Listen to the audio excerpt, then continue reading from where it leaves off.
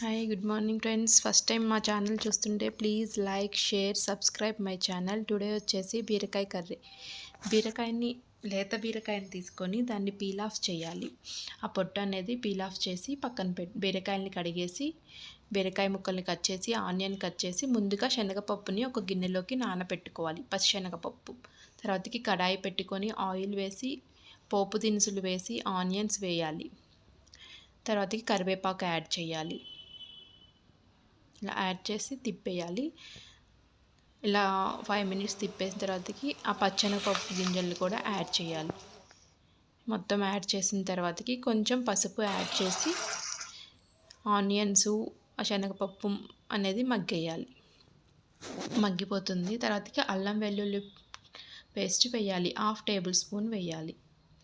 అల్లం వెల్లుల్లి పేస్ట్ అనేది పచ్చివాసన పోయిన తర్వాతకి బీరకాయ ముక్కల్ని యాడ్ చేయాలి.